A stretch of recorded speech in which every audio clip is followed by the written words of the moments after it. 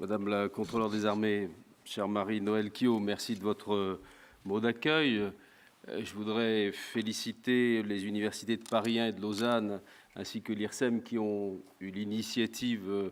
d'organiser ce colloque et vous saluer, chacun d'entre vous, mesdames et messieurs. Dans son traité sur la force publique, rédigé en 1790, au moment où l'Assemblée nationale repensait l'organisation militaire de la France, le comte Guibert écrivait « La force publique d'une nation a pour objet de pourvoir à sa sûreté commune, d'une part contre les troubles et les désordres du dedans, et de l'autre contre les ennemis du dehors. Il faut un genre de force pour le dehors et un autre genre de force pour le dedans. En opposant ennemis du dehors et désordre intérieur, et en appelant à la formation d'instruments séparés et spécialisés pour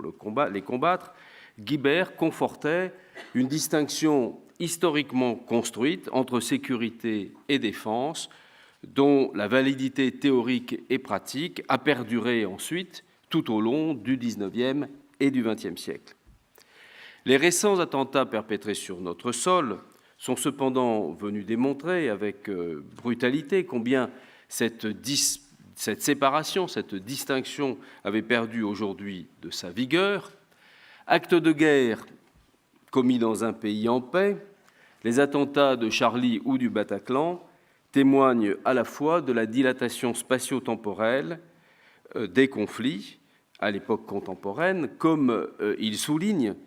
l'abandon désormais de toute solution de continuité entre sécurité intérieure et sécurité extérieure.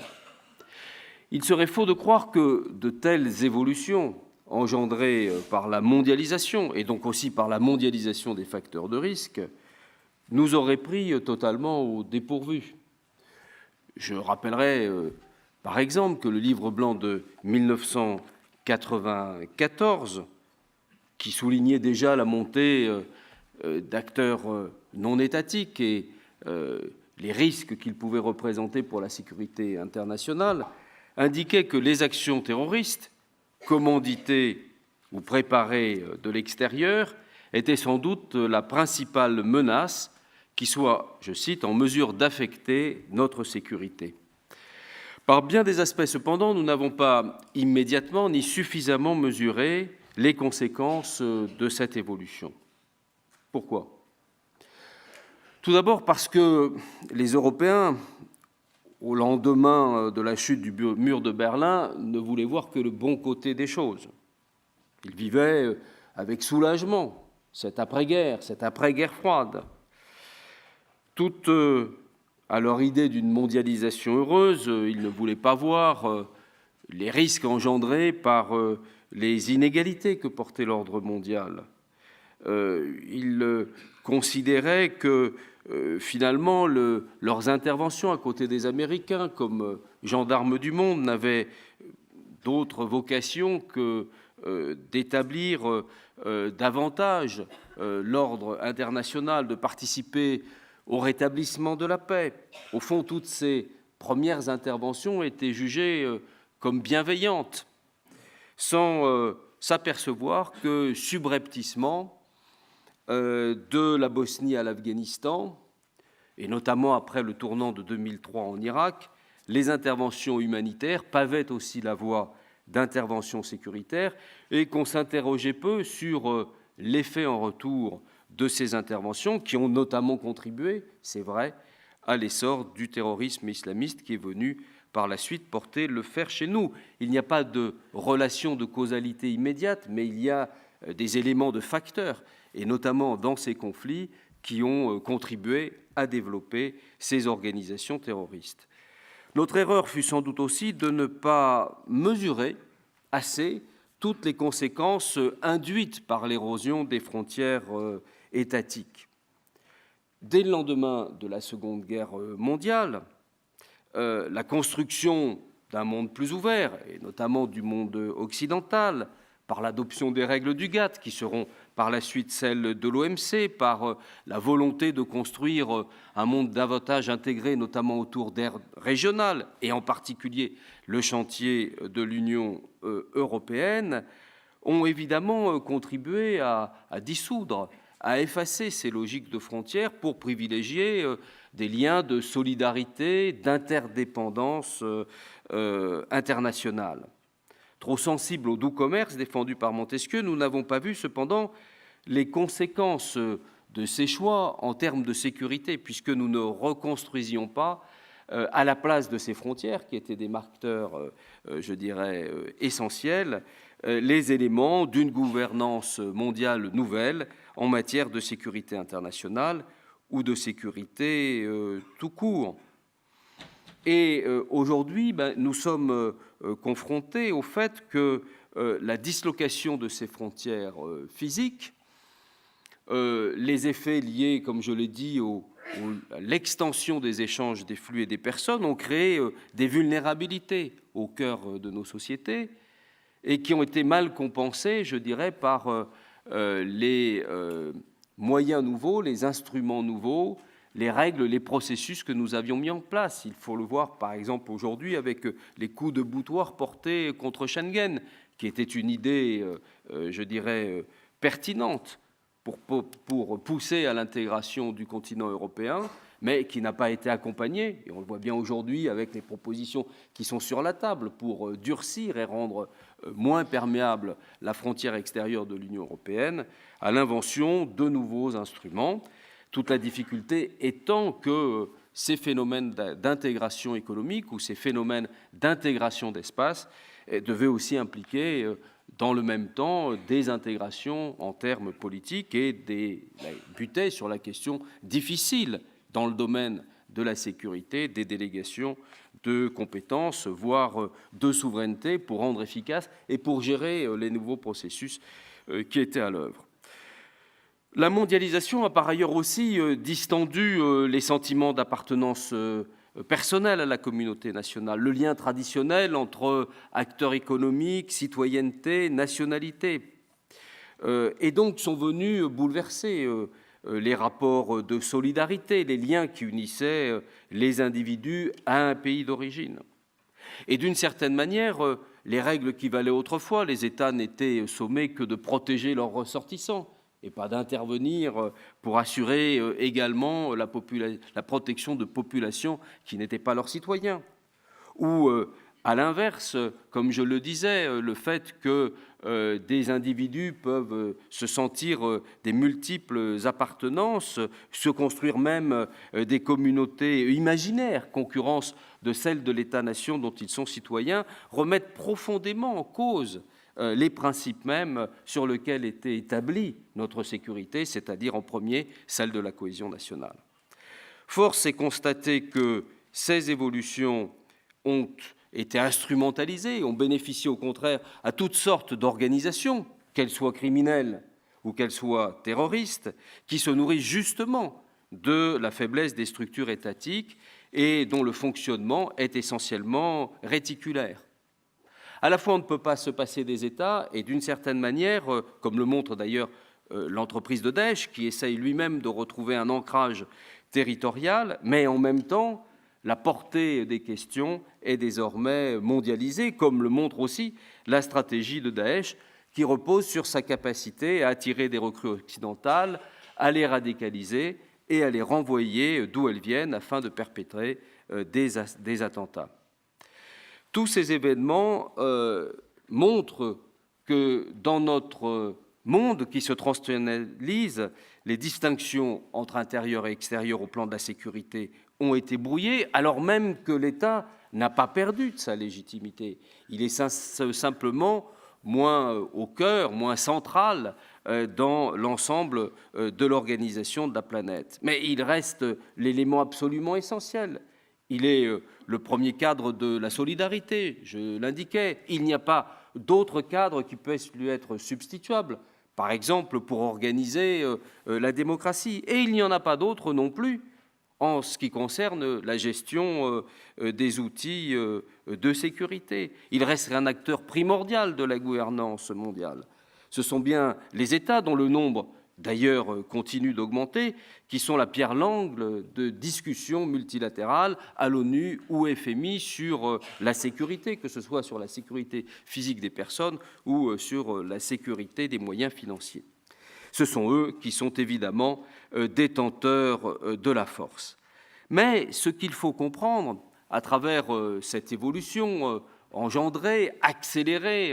après la guerre froide par la mondialisation, c'est que nous sommes confrontés à des questions de fond liées notamment à l'effacement de cette logique de la frontière, à cette dissolution partielle des logiques ou de la cohérence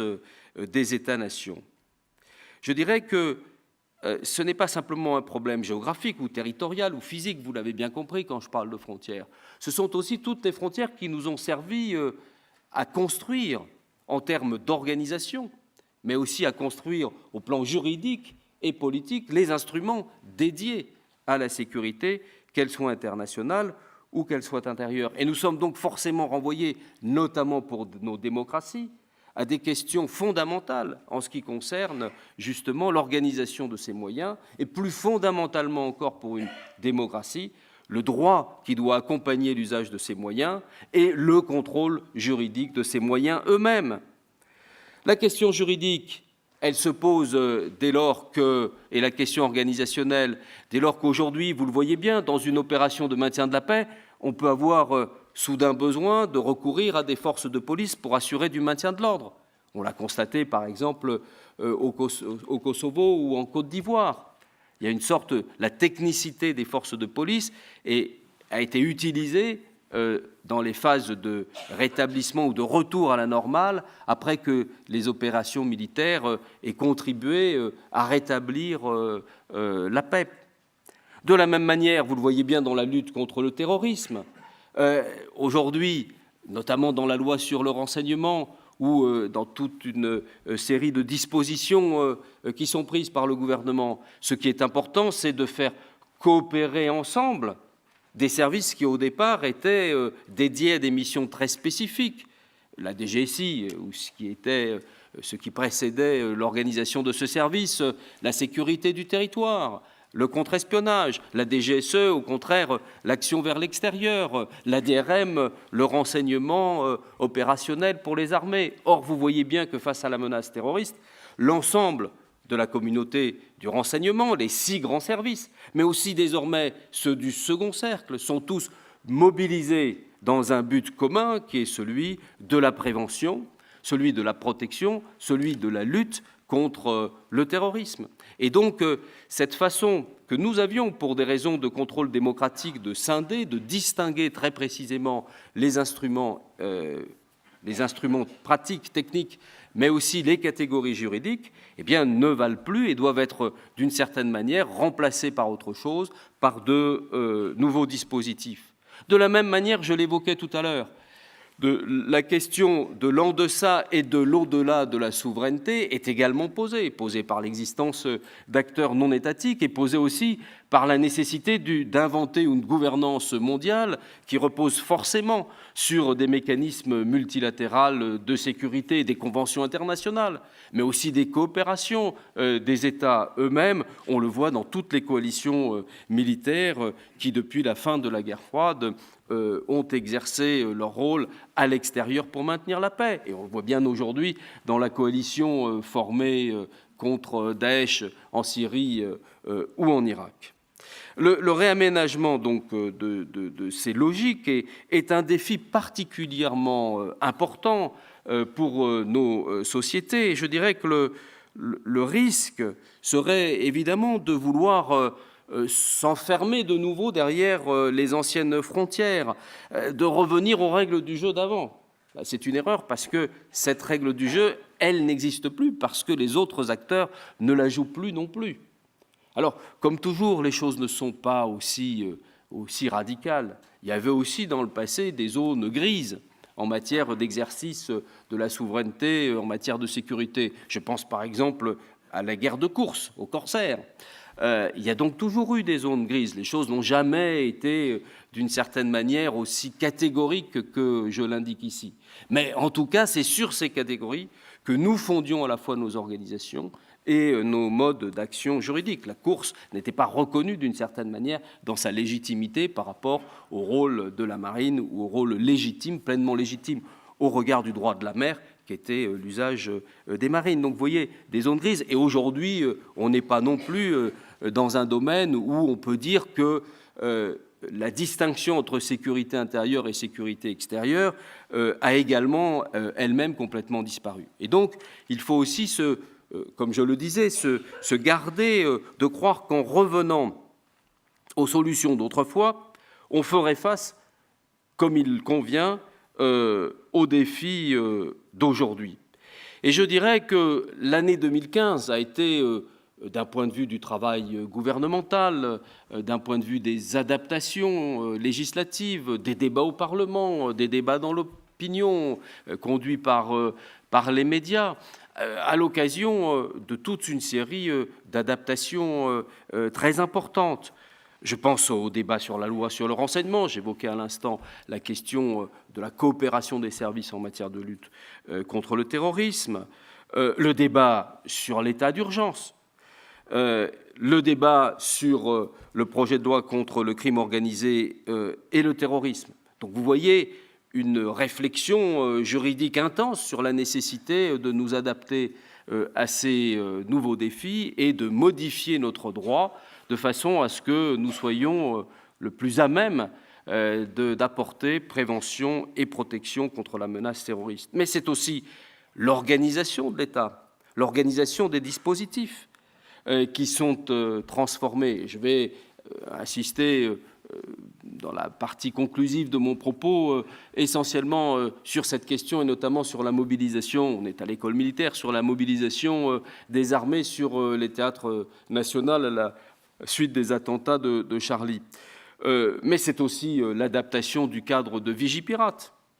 À la fois, ces instruments, nous n'avons pas été complètement pris au dépourvu puisque ces instruments ont fonctionné dans l'urgence. Je veux dire que Vigipirate a montré sa pertinence dans des adaptations de posture. Je crois qu'on a décidé plus d'une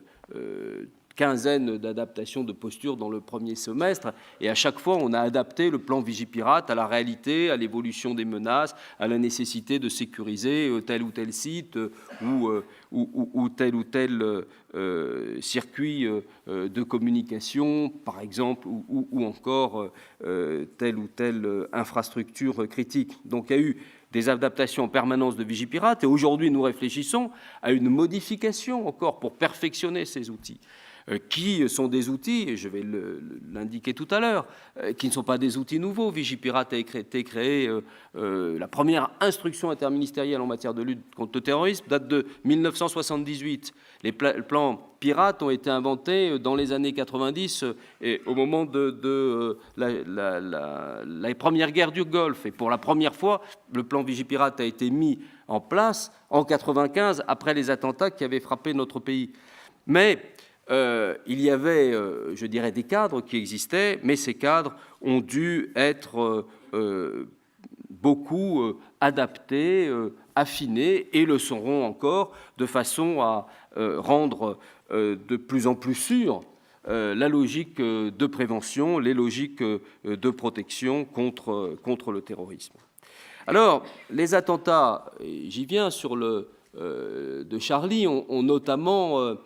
conduit à déployer sur notre sol, et aujourd'hui encore, à peu près 10 000 soldats qui se sont vus confier des tâches de protection de nos concitoyens, de protection de sites, de patrouille de zones. On s'est à ce moment posé la question de la pertinence et de la justification. Je dirais d'abord,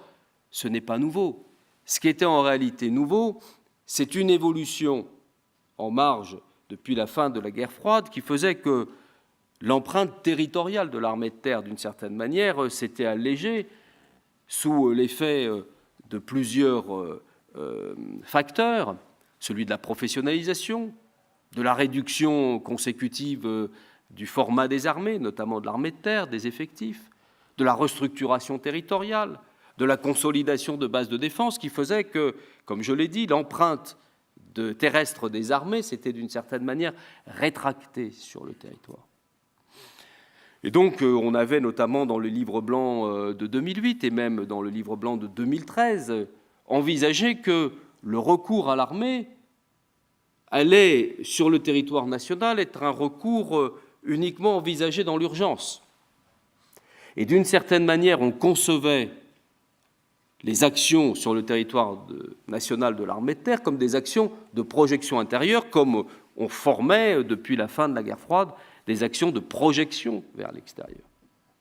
Et ce que ces événements sont venus démontrer, c'est, face au défi du terrorisme, la nécessité, d'une certaine manière, d'une réimplantation, d'un redéploiement de l'armée de terre sur le territoire. Mais on revient, comme je le disais, à une chose qui était ancienne. Et tout le monde se souvient qu'au temps de la conscription, les armées, j'allais pas dire intervenaient plus souvent qu'à leur tour, mais intervenaient très fréquemment sur le territoire national, pas simplement pour faire face à des questions de sécurité, mais pour assurer des missions de service public, du déneigement, du travail après de la tempête, des dépollutions, etc. Donc, d'une certaine manière, cette réimplication sur le territoire national des armées, j'ai vu ici et là des polémiques, ne fait que se relier à une tradition fort ancienne et à l'œuvre dans tous les pays qui font que le rôle des armées a toujours été conçu comme étant la force de dernier recours. Et donc on renoue plutôt avec une histoire ancienne qui est celle de l'implication des armées dans des missions de service public et aujourd'hui dans cette mission de sécurité, j'y reviendrai. Je constate d'ailleurs que dans tous les pays environnants, on pratique de même. Après les attentats de Madrid, le gouvernement espagnol a décidé du déploiement de 4700 soldats dans le cadre de l'opération Romeo Mike. De la même manière, les Britanniques, chez qui j'étais il y a peu de jours, ont un plan, dispositif tempéraire, qui prévoit de pouvoir déployer sur le sol britannique 5000 soldats en cas d'attaque terroriste. De même chez nous, là où on voit une très grande nouveauté, j'ai cité l'ensemble des circulaires ou des textes qui conduisent depuis 1978 jusqu'à l'instruction interministérielle du 3 mai 2010, la 10100. Au fond, la logique de faire appel aux armées pour notre sécurité et notamment face au risque contre le terrorisme est une idée ancienne. Elle est à la fois une idée ancienne et elle est une idée partagée par d'autres. Pourquoi ? Parce qu'on comprend bien qu'une des caractéristiques des armées, c'est d'offrir,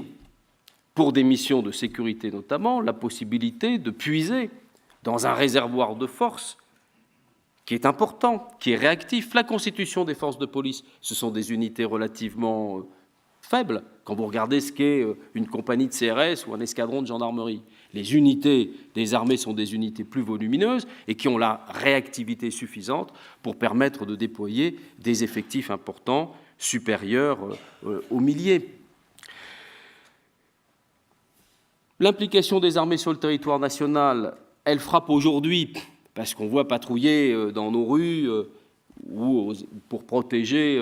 des sites des soldats, mais elle est la mission quotidienne et qui n'a jamais changé de l'armée de l'air en matière de sûreté ou de sécurité aérienne ou de la marine pour protéger les approches maritimes ou côtières de notre pays. Donc d'une certaine manière aussi, cette implication de l'armée de terre sur le territoire national qui retrouve de la visibilité ne fait que recréer une forme de cohérence interarmées dans les missions attribuées à chacune des armées, terre, marine et air. Et je pense que le ministre Jean-Yves Le Drian, qui doit bientôt s'exprimer devant le Parlement sur le rôle des armées sur le territoire national, réinsistera ou insistera sur cet effet de cohérence retrouvée entre les trois armées au regard de cette mission du territoire national et de sa sécurité. Alors, bien sûr, l'année 2015 année terrible a été caractérisée par un changement d'échelle. J'indiquais que depuis la fin de la guerre froide, les dispositifs Vigipirate avaient d'une certaine manière resserré le dispositif militaire qui pouvait être déployé sur le territoire pour faire face au terrorisme. Le plan Vigipirate, tel que je l'ai connu à mon arrivée au SGDSN en 2014, prévoyait un déploiement d'une posture de base de l'ordre de 1300 soldats, c'était le contrat opérationnel de l'armée de terre, qui pouvait passer, dans une période courte, limitée dans le temps, à 3000. On est aujourd'hui à peu près 10 000 soldats déployés sur le territoire national, et depuis les attentats à Charlie, depuis que le président de la République a décidé du déploiement, du déclenchement du contrat emploi-protection des armées, c'est depuis un an au minimum 7000 soldats qui sont déployés dans ces missions de protection face au terrorisme. Ce qui avait été décidé dans l'urgence, ce qui avait été décidé dans des cadres qui étaient adéquats, même s'ils nécessitaient d'être ajustés, je parlais du plan Vigipirate, ont forcément justifié une réflexion en retour sur ce qui avait été fait depuis un an. Des décisions avaient été prises dans l'urgence. Déployer 7000 soldats, le contrat emploi-protection, déployer 7000 soldats, déclencher le contrat emploi-protection, ajuster les plans Vigipirate, modifier la programmation militaire de façon à arrêter les déflations d'effectifs et à procéder à des nouveaux recrutements. Dans les armées, un travail très important pour faire que cette mission sur le territoire national redimensionnée ne vienne pas nuire à des actions extérieures aussi très importantes pour notre pays. Je veux penser à Barkhane, mais j'évoquais aussi tout à l'heure notre engagement en Syrie et en Irak contre Daesh, renforcé encore à l'automne et après les attentats du Bataclan. Et donc pour les armées, il y a eu tout un travail organisationnel, un travail permettant de rentrer dans le cycle les unités, impliquant de faire tourner aussi les soldats de façon à ce que l'on ne dédie pas certains militaires à tel type de fonction et tel autre aux actions extérieures. Donc là encore, vous voyez bien qu'au sein même de la doctrine militaire, de la manière dont on conçoit l'emploi des armées, il n'y a pas de séparation, on n'a pas rétabli au sein de l'armée de terre des unités qui seraient des unités de la garde du précaré. Il y a en réalité une disponibilité, une flexibilité dans l'usage qui fait que tout militaire, toute unité de l'armée de terre peut être affectée indistinctement à tel ou tel type d'opération. Et c'était très important de conserver cette souplesse, de ne pas rigidifier les modes d'emploi et les contrats opérationnels des armées. Mais vous voyez des changements qui sont très importants, même s'ils ne sont pas perçus comme tels, en un an pour assurer désormais une mission qui fait que 10 000 soldats à l'intérieur, 8 000 à l'extérieur, il y a eu un changement quand même dans l'ordre des forces déployées. Mais comme le disait le chef d'état-major des armées, par rapport à ceux qui lui posaient la question de la pertinence de ces déploiements des soldats, qu'auraient pensé nos concitoyens si face à ce défi de sécurité primordial, essentiel pour eux, l'armée de terre finalement n'était pas à côté des forces de sécurité intérieure au rendez-vous. La première mission des armées, elle est de défendre, de protéger la population, de protéger le territoire. Donc il y avait, je dirais, une réponse immédiate, légitime, mais de complet bon sens à cette implication. Il a été demandé au secrétariat général de la Défense et de la Sécurité nationale, à partir des éléments que je viens de décrire, de ce qui avait été décidé dans l'urgence des faits, de réfléchir à la manière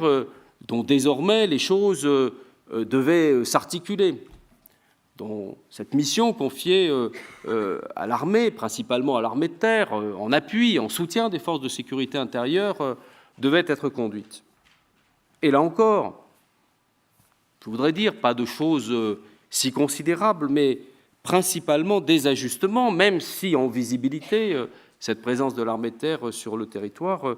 peut susciter ici et là des interrogations. La première, d'abord, a été de ne pas bouleverser les principes républicains fondamentaux qui font que, dans le cadre de notre sécurité intérieure, et vous voyez que je retrouve là le cheminement ou la préoccupation de l'accompagnement juridique, notamment pour une démocratie, pour ses modes de fonctionnement, pour ses règles d'emploi, pour ses contrôles, de ne pas bouleverser le principe fondamental qui faisait que, en matière de sécurité intérieure, les armées procédaient sur réquisition du pouvoir civil et notamment du pouvoir des préfets, du ministre de l'Intérieur au niveau national et des préfets en région. Première question donc est tranchée. On est dans un cadre de droit relativement constant qui va susciter un certain nombre d'ajustements, mais qui sont des ajustements relativement à la marge par rapport à ce principe fondamental. L'état d'urgence n'est pas l'état de guerre. On reste, que ce soit dans le cadre de l'état d'urgence ou que ce soit dans le cadre d'une situation de normalité retrouvée, dans un mécanisme dans lequel les armées sont appelées à concourir à des missions de protection ou à des missions de sécurité intérieure dans le cadre d'une réquisition du pouvoir civil où ces forces sont mises à la disposition, je l'ai dit, du ministre de l'Intérieur ou des préfets. Deuxièmement, il y a une difficulté ou une problématique constante qui va être sur cette séparation ou sur cette distinction entre, je dirais, les services menants, l'autorité menante, les services concourants ou qui contribuent, les armées, comment ajuster au mieux la définition de la mission et la planification de la mission qui est de la compétence du ministère de l'Intérieur, et la planification des moyens, la vérification de la bonne adéquation de ces moyens à la mission, qui doit rester aussi de la compétence des armées, notamment du chef d'état-major des armées, qui a pour responsabilité, en fonction des orientations, des options, des ordres qui lui sont donnés par le pouvoir civil, de faire le meilleur ajustement possible dans l'emploi de ses forces en Syrie, à Barkhane ou sur le territoire national. Et donc, à l'armée nécessairement le rôle de la planification des moyens. Alors, comme toujours, vous l'imaginez, toute la difficulté, elle se trouve à l'articulation de ces deux planifications, la planification des missions, la planification des moyens, et il revient aux chaînes qui sont mises en place en région, dans les zones de défense, entre l'officier général de zone et le préfet de zone, au niveau national, entre les ministres, les cabinets des ministres, de régler au mieux cette définition. Par ailleurs, la question s'est posée du perfectionnement des modes d'action des armées et de la meilleure répartition des missions entre les forces de sécurité intérieure et les forces militaires. Alors, je ne vais pas longtemps le développer ici. Le rapport du SGDSN décrit très bien ces choses, et de même que le rapport du ministre de la Défense et du débat qui aura lieu devant le Parlement montre par exemple que nous préconisons plutôt le passage à des gardes statiques à des circuits dynamiques confiés aux militaires, qu'il revient plutôt aux militaires d'assurer la sécurisation de zones que des points fixes, et de trouver pour ces points fixes aussi des relais en matière d'autoprotection. De la même façon, toute une série de questions ont été posées. Par exemple sur l'équipement de ces forces qui patrouillent dans nos rues, sur les règles d'engagement du feu. Et là, il va y avoir sans doute, et la question est au Parlement dans le cadre de la loi qui va être votée en matière de liberté et de sécurité publique, des formes d'harmonisation en matière de règles d'engagement de feu et de responsabilité pénale entre toutes les forces qui peuvent, à un certain moment donné, dans des cas les plus difficiles ou les plus graves d'intervention pour neutraliser un terroriste, un alignement des règles de la responsabilité pénale entre gendarmes, policiers et militaires. Mais vous voyez, ce sont des adaptations nécessaires, mais des adaptations relativement à la marge par rapport à un dispositif que je vous ai décrit comme restant dans le cadre des principes de la réquisition. Ce débat, il va nécessairement se poursuivre, parce que, comme je l'ai dit, cette question sur les meilleurs moyens d'assurer notre sécurité, elle est un chantier en progression au plan national pour trouver les meilleures parades, les parades les plus ajustées face à des adversaires qui cherchent en permanence à tester ou à exploiter nos vulnérabilités, qui par ailleurs ont franchi, et on l'a vu même cette année encore, toute une série d'étapes allant jusqu'aux attentats suicides, allant jusqu'au fait de commettre sur notre sol des actes de guerre avec l'emploi d'armes explosives, donc un niveau de brutalité qui n'avait été jamais connu. Donc il est important que nous revisitions, que nous ajustions, que nous aménagions, que nous renforcions en permanence ces dispositifs de sécurité. Et le SGDSN, qui a, notamment au plan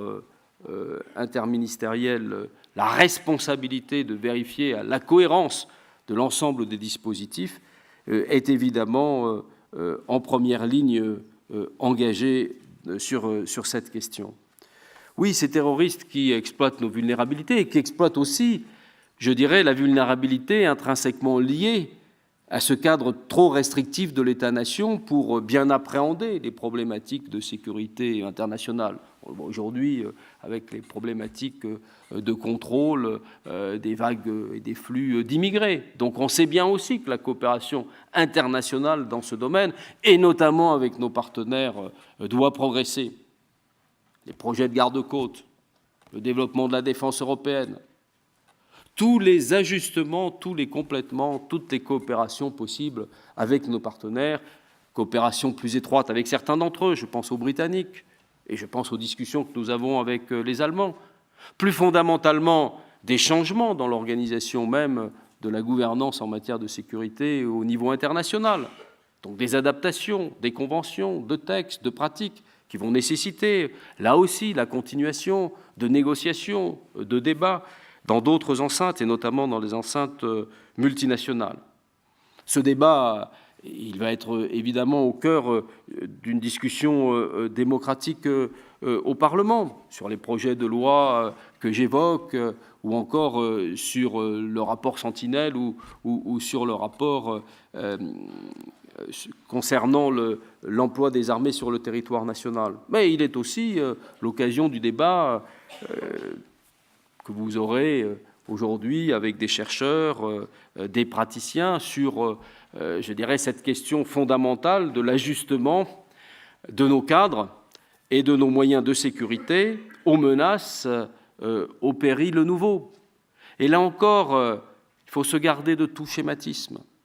ne pas aller rechercher, je dirais, dans des situations anciennes, des solutions qui seraient valables pour aujourd'hui, ne pas se fonder sur des préjugés